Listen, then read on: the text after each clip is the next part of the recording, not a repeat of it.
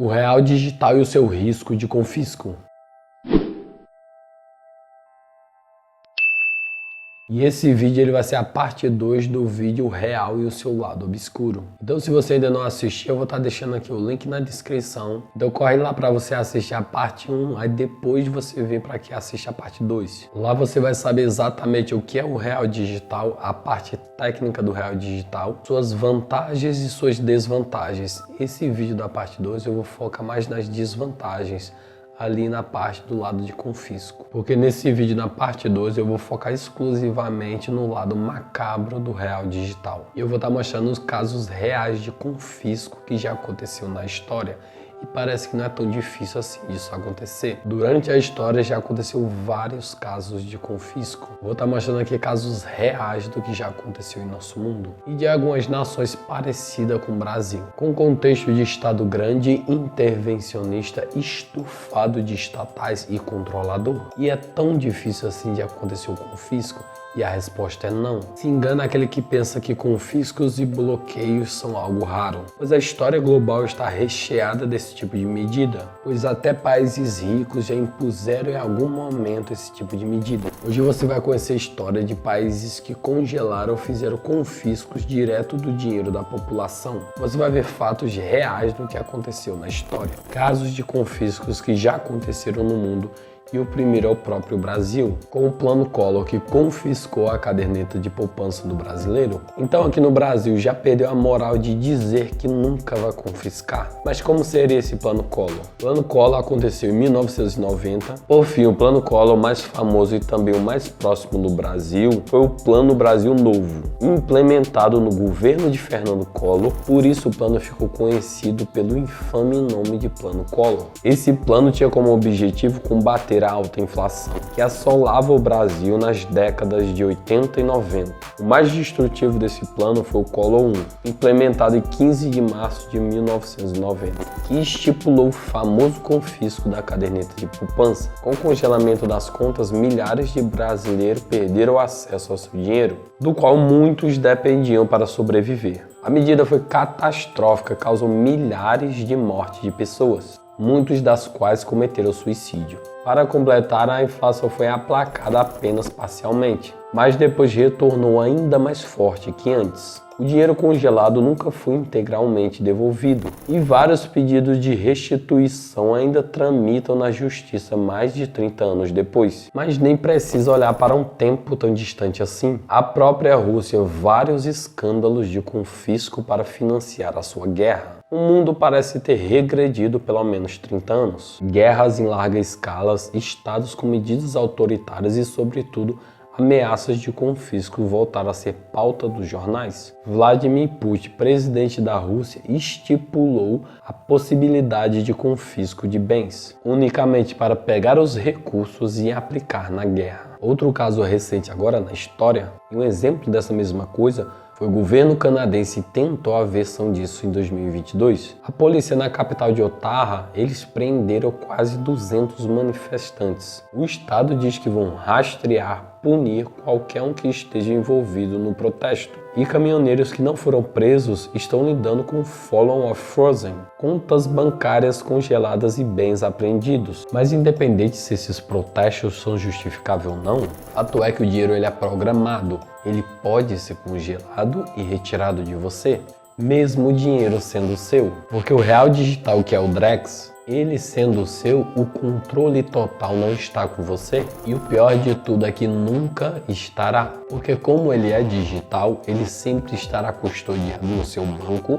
ou no banco central. E no dia que o governo tiver uma noite mal dormida e ele quiser, ele simplesmente aperta um botão e o seu dinheiro ele é confiscado. E só basta o país criar uma guerra, como aconteceu na Rússia, para confiscar o dinheiro das pessoas para simplesmente financiar a guerra. Porque os governos são assim, eles fazem o que eles querem e na hora que eles quiserem, mas a grande saída é o papel moeda. porque com dinheiro físico simplesmente não tem como confiscar. Quando Collor confiscou a caderneta de poupança, quem tinha o dinheiro físico foi o que se saiu melhor, porque o dinheiro físico ele não foi tocado. Mas um caso, Chipre 2013. Em março de 2013, a economia do Chipre, país-ilha situado no mar Mediterrâneo, vivia uma grave situação. O alvo era o Bank of Cyprus, o maior banco do país e que passava por um grande risco de insolvência. Para evitar a falência, o governo elaborou um plano que foi implementado em 2 etapas. A primeira foi o fechamento de todos os bancos cipriotas, que impediram as pessoas de retirarem o dinheiro de suas contas. Essa medida foi implementada para evitar uma corrida bancária e causasse a falência do sistema bancário local. O segundo passo foi o confisco de fato, que atingiu todas as contas com mais de 100 mil euros. As contas que estiveram acima desse valor teriam 30% dos seus recursos confiscados. O dinheiro em seguida seria incorporado ao patrimônio do banco, salvando-o da falência. Em suma, os cipriotas tiveram 1/3 do seu patrimônio doado para salvar os bancos da falência. Mas algumas pessoas conseguiram evitar o confisco utilizando uma certa criptomoeda laranja. E assim foi a primeira vez que o Bitcoin foi utilizado como ferramenta de proteção em uma crise. Mais um confisco com nosso vizinho, Corralito na Argentina, em 2002. Um dos maiores confiscos da América do Sul completou 20 anos, em dezembro de 2021. Durante quase 9 anos, o peso argentino foi atrelado ao dólar, o que deu ao país um período de estabilidade. Além disso, os argentinos podiam usar tanto o peso argentino quanto o dólar como moedas correntes. Contudo, essa paridade acabou sendo comprometida pela incompetência política, até ser abolida completa em junho de 2021. Mas foi em 3 de dezembro que o famoso Corralito entrou em vigor. Naquela época, os argentinos enfrentaram o confisco completo dos seus dólares em suas contas bancárias. Resumindo, todas as contas bancárias do país foram congeladas por 12 meses, permitindo o saque em apenas 250 pesos por semana. A retirada de dólar, por outro lado, foi totalmente proibida. Da noite para o dia, milhares de pessoas estavam sem dinheiro para comprar itens básicos. O ato mais grave de tudo foi a pacificação de todos os depósitos em dólar feito em fevereiro de 2002. Quem possuía dólares nos bancos viu serem integralmente confiscados pelo governo, que converteu todos os valores em pesos, a taxa oficial de 1,4 pesos por dólar. No entanto, a taxa de câmbio paralela era quase 100% maior, o que significa que os argentinos perderam dinheiro. Esses confiscos causaram os enormes protestos e saques nas ruas e estabelecimentos, bem como deixou uma forte marca cultural. Um exemplo disso é que até hoje os argentinos não guardam mais dólares nos bancos e se tornaram países mais abertos a criptomoedas na América Latina. Mais um.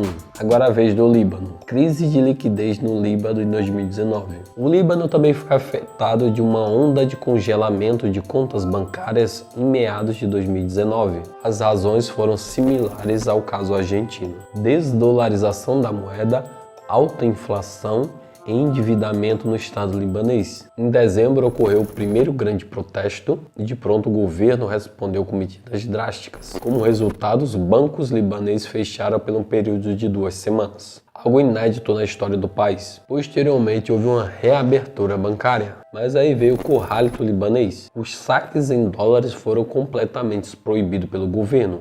Apesar da ausência de controle de capital oficial, isso levou os cidadãos a perderem a confiança na libra libanesa. No quarto trimestre de 2019, a taxa de câmbio do mercado negro atingiu a marca de 1.600 libras por dólar, mas em abril de 2020 ela já valia 14 mil libras. Como o dólar era usado amplamente no país, a restrição afetou o comércio local. Cerca de 785 restaurantes e cafeterias fecharam entre setembro de 2019 e fevereiro de 2020, resultado de perca de 25 mil postos de trabalho. A inflação, por outro lado, cresceu para 580% desde outubro, o resultado da pior crise econômica em décadas. Em março de 2020, o Líbano anunciou o primeiro calote na dívida em toda a história do país. Agora é a vez dos Estados Unidos. Por ser a maior economia do mundo, os Estados Unidos gozam do status de bom pagador, o selo AAA. Como classificam as agências de risco? Portanto, seria um absurdo imaginar que esse país daria um calote, certo?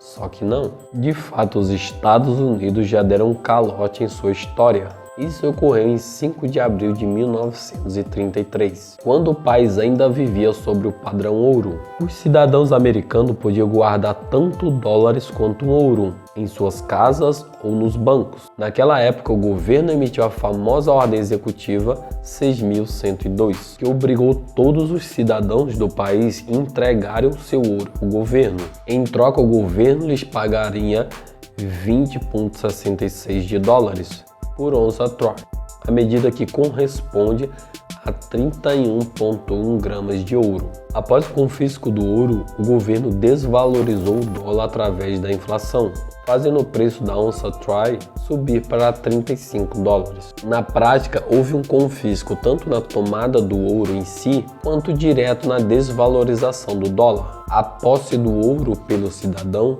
foi proibida e criminalizada, algo que foi revogado em 1975. E todos os governos eles têm a possibilidade de confiscar. Não vimos aqui nada de novo, pois a história é repleta de casos assim. Mas o grande problema é que o real digital Drex é dar uma confiança astronômica para um governo. Confiança essa que há décadas esses governos não se mostraram dignos dessa confiança. Mas fato é que deixar o dinheiro todo em Drex é loucura total. E a melhor saída está aqui, a diversificação. Deixar uma parte em dinheiro físico, investimentos como bolsa de valores ou no seu negócio próprio, e uma parte deixar em bens que principalmente tenha características sustentáveis, como biodigestor, placas solares, reservatórios de água, estoque de alimentos e armas. Porque no dia que a guerra chegar, a crise chegar e o confisco acontecer,